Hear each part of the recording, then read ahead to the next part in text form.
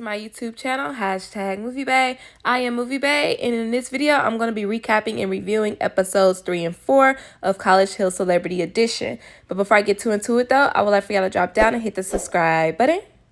Thank you. Because here on MovieBae, I do reviews, reactions, and commentary to movies and television. And if that is the type of content that you like, you might as well stick around and hit the subscribe button. And if you find yourself enjoying my commentary along the way, don't be afraid to give me a thumbs up and or drop a comment down below to also share your thoughts and opinion on episodes 3 and 4. All right, now let's go ahead and get into it. So episode 2, Ray J left. And when episode 3 begins, Ray J is still gone. Now, everyone is saying that this is a once-in-a-lifetime experience, and this is so true.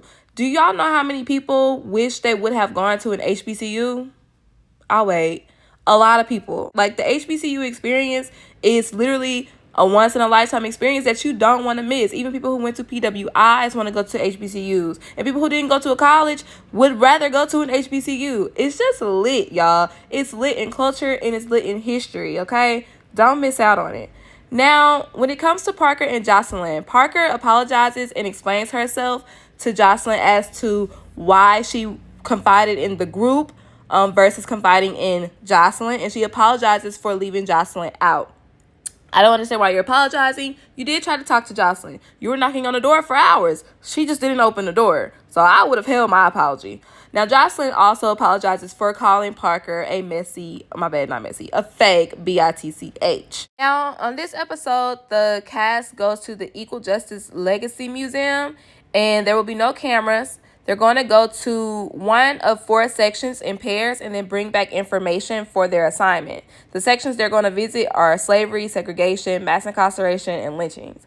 Now, when I tell y'all, this part was very, very heavy for me, yet very educational, and towards the end, very empowering, because Black people as a culture, as a people, we have been through so much. And shout out to my lineage, because I just can't, and everybody else, like, I just can't fathom going through the type of mistreatment, I'm trying not to cry, y'all, that Black people have gone through in Africa on the way to America, in America, during the 60s. Like, that was not too long ago, and even to this day. Like, it's just, whew, when I tell y'all Black people are the strongest people, period, that's just what it is. I don't know why I looked up the word lineage, but I did. And tell me why the girl on Google talking about lineage. Who says lineage? Is that how y'all pronounce that word? Drop it down in the comments. Let me know real quick. The house came up with this idea that if you leave the house for any amount of time, when you come back, you will be pranked. So when my baby Iman, when he comes back, they play a prank on him that Jocelyn and K-Way get into. Jocelyn throws the water on K-Way. K-Way gets up. Iman's in the middle like, oh my God, calm down, charge into the game, don't do nothing.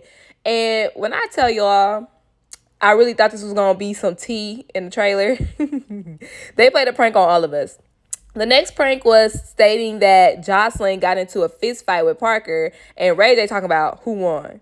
Can y'all just see the difference in age and maturity? Can y'all just see the difference? Like, that could never be Iman. Would never be Iman. Anyways, Jocelyn doesn't think that her TV reputation is how she really is, and Amber and New York seem to think differently. I honestly don't think Jocelyn is as hostile as she appears to be on TV, because we have seen very vulnerable and like tamed versions of Jocelyn. Like, if you just look at most recently Jocelyn's Cabaret season 2, Jocelyn was big calm in that season, like super chill, and I feel like that's really how she is. But what pays the bills? Does calm Jocelyn pay the bills, or does amped up outright Jocelyn pay the bills? You know what I'm saying? So I feel like she can't turn it on and turn it off. However, the public can't turn it on and turn it off, or differentiate the two. So in the morning, Iman decides to take a morning tour of the Legacy Museum so he won't be left behind in class. Ray J would never. In the class, the Civil Rights History class, they recount what they learned at the museum. Notably, Tiffany and Parker, they had mass incarceration, and they talk about how it's modern day slavery, true, Parker says that she's upset because she wasn't taught these things in school, and on top of she went to an all-white school. And then Tiffany mentions having nightmares about the images and slurs that were displayed in the museum. Another thing I wanted to mention is how Iman basically stated how slavery was hate, but also a power business move. Like, unfortunately, they were selling people, black people, but this was all about money, and it really set white people up. Like, it set them up. I personally feel like, well, one, I would love to go to the Legacy Museum, but I do feel like it would be very emotional and educational, though. So, if I ever, if I'm ever in Alabama, I'm sorry, that just sounded crazy to say to me. But if I'm ever in Alabama, it would be to go to the Legacy Museum. Now, of course, we know that K-Way, Potty Mouth Parker, and New York all have to join, or all decide to join after school activities, and they are getting ready for the Magic City Classic, which is Alabama A&M versus Alabama State, which is a very big deal. We have the same thing in Texas. It's our State Fair Classic, where the rival HBCUs, PV versus Grambling. It's a big deal, all right? And they're going to perform.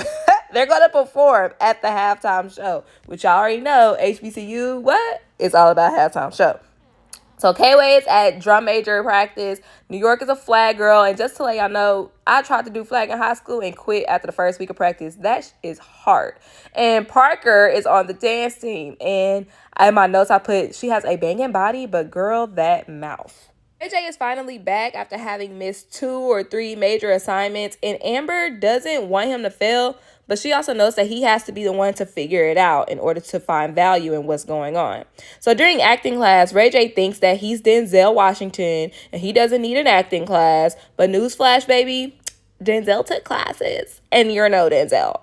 Ray J is being super annoying just like he was season 1. Falling asleep in class, gaslighting the professor, trying to be funny, but he's not. And if I was a professor, he would have gotten put out. Like, I'm not about to play with you. You too grown to be acting like this. Also in acting class, they are finishing some sentence starters. And one of the questions was, I'm most happiest when? And Amber says that she hasn't been happy in a long time. Halloween is the only time of the year where she's really happy because she can be someone else. And I feel like, well, if you follow her or are on social media, you know that Amber really does Halloween really big. She even got criticized for letting her son, Sebastian, wear costumes like year round for, I don't know why people are always in her business. Like, I mean, people always want to tell people how to parent. Like, if that boy want to be Superman today and Batman tomorrow, let him be Superman today and Batman tomorrow. Like, what's the problem? Now, however, we get an insight as to why Amber really loves Halloween. It's because that's the one time of the year where she can act or be like someone else. Now, it's also Amber's birthday, and they throw her a party. Jocelyn's husband, quote unquote, Ballistic Beats Women, he comes by and he brings alcohol to the party, and then the party really gets started. Now, Amber is having fun. However, she feels that it's irresponsible to drink on a school night. I mean, y'all, they blew out her birthday candles at 4 o'clock in the morning. Like, they were in bed by 7. That's a little bit OD. They really live in the college life. Now, because they went to bed so late, New York, Jocelyn, and Ray J are all going to skip class today. Now, I'm thinking, Ray J, you just got back, baby. You can't afford to skip out another day. The cast has a new class, and it is French class. Yes, bonjour, comment allez-vous? Je m'appelle themoviebae, et tout? I took French my freshman year in high school, and that's literally all I remember. I mean, and of course, counting 1 to 10, because who could forget counting 1 through 10, okay? Now, let's talk about this setup, though, y'all. They have history, literature, French now, and then the student success, which is required. Oh, and then acting. They have 5 classes. That's a full load. That's more than a full load. 12 hours is a full load. This is 15. And they have to do all of these classes and the assignments for them in 2 weeks. The 3rd week is the midterm. When I tell y'all this is a rush certificate, it's rushed. I don't even think last year they had this many courses. I think last year it was 5 classes over 5 weeks. They had like a week of class type thing. Still a lot, but all these classes at once, when they started complaining about the workload, I was like, yeah, that's a lot. That's a lot. In Dr. Petty's Student Success Seminar, she notices that a few of the cast members are missing, and she reiterates the attendance policy. And when I tell y'all don't play with the attendance policy, don't play with the attendance policy. I was kicked out of college my first year because of my attendance. I literally failed 2 courses because I wasn't going to class. And in the syllabus, it stated, if you miss more than 3 classes, you will drop a letter grade. So my B went to a D and I was put on probation. And then my B went to a D and then I was kicked out. You know what I'm saying? So if you are in high school going to college, if you're in college now, don't play with the attendance policy.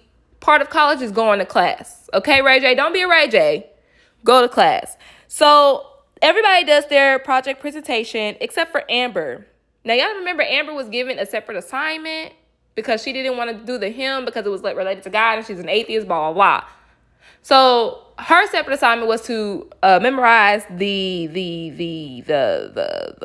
9 people, the Mary and 9. However, she couldn't even do that. It's like you get an accommodation and then you still don't do that. You get a 0. But no, Dr. Petty's so nice that she gives Amber an extension. I don't agree with this. But because so many people were absent, Dr. Petty decides that she's going to do a wellness check and pop up at the crib. And that is the end of episode 3.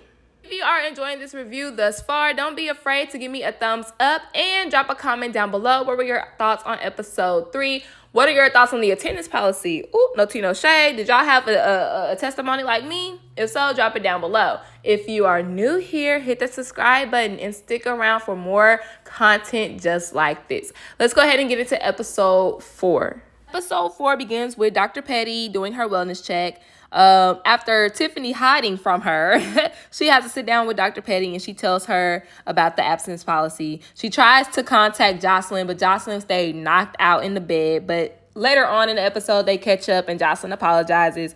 And then most importantly, Dr. Petty has a talk with Ray J. Because Ray J has missed more than just that 1 day of class. And y'all know they have 5 classes a damn day. So imagine the amount of assignments he's missing by being gone. So she lets him know, if you miss any more classes, you will be put out. And then later on in the episode, Ray J apologizes to the professors. He goes to the museum. And I feel like him going to the museum really put in perspective as to what you are taking advantage of. Because this opportunity we had to fight for this opportunity as a people. And you're over here bullshitting and taking it for granted. So the museum really helped him put everything into perspective. When he gets to the student seminar class, he presents his hymn because he missed that day. And all I could think about was him in the verses challenge. That's all I could think about was the verses. And everybody was like, one wish, one wish, one wish. Because Ray J wasn't sounding so good. Ray J wasn't sounding so good doing this hymn. Now, in literature class, they read a poem entitled We Wear the Mask by Paul Laurence Dunbar. And when I tell y'all, my eyes lit up because I was like, wait a minute. I literally just read this poem. 2 weeks ago, I just read this poem. And it's about the mask that Black people had to wear while basically being mistreated by whites. And their assignment is how they have to bring a mask or an object that hides who they really are. So Tiffany brings her I Love New York chain, period. And she's letting us know that it's okay to turn it on and turn it off. And she is letting Tiffany take the lead. Jocelyn, you could probably, take some hints on that. Parker's mask is her smile, girl. Feel you. And she wants to keep it 100 with people from now on. Iman's mask was his jersey because he used it to stay out of trouble. Jocelyn, her material things were her mask. And I really wish they didn't cut Jocelyn's part off because I wanted to know more. Y'all know I like Jocelyn. And I just wanted to know more behind that. Orion's mask is his hair. K-Way's mask is his TT wig. That's his online character. And he likes that he can show himself on this show. And then Amber's mask is her body or her hypersexuality.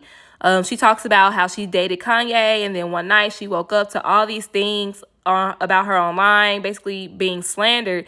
And she says that if people want a hoe, then that's exactly what I'm going to be. So she's taking their power and she turned it into hers. And y'all already know about the slut walk and things like that. I personally like Amber the activist. I really, really do. Despite what people in the comments on my video episode 1 and 2 may have thought, I like Amber and what she stands for, like 100%. So the fact that her hypersexuality was her mask, that kind of like, I don't know, y'all, that it was deep to me. This was a very deep assignment until you get to Ray J. I just couldn't feel Ray J. I just couldn't. The Darth Vader vein mask. I don't know what's going on in life, but he talks about how he's the villain and he wants redemptions. But like I said, this was a very deep assignment. I will keep this one in mind, and it helped the roommates feel closer to one another. It's midterm time, so let's go ahead and run through these midterm assignments. So in literature class, they have to create a neo, meaning new, slave narrative, and it's basically today. What do you feel enslaved to or bound to today? Now, I kind of did an assignment like this my freshman year in college. I entitled mine Vanity Slave, because we are a slave to materialistic things, especially as Black people. They'll throw on a Gucci belt in a minute, girl. I think they got money. In the civil rights history class, they have to type a 1 to 2 page paper about what they have learned throughout the entire course and relate it back to their personal life. Tiffany talking about that's ridiculous.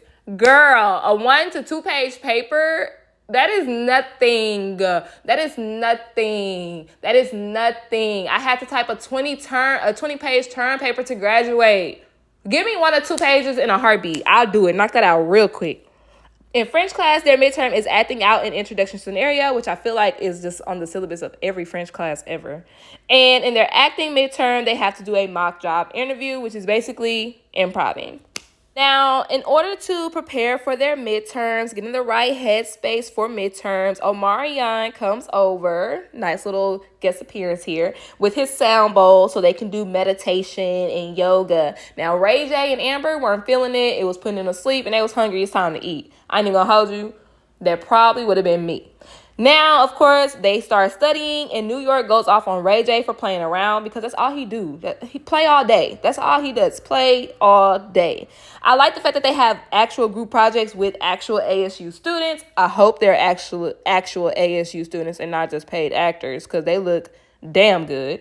K-Way had to take a break from studying and go to practice, so he's missing out on valuable studying time. And I love how they make the castmates, like, do the student athlete, the student that's in other activities, that dynamic, because you are always busy, always doing something. The band is always doing something, very much so something.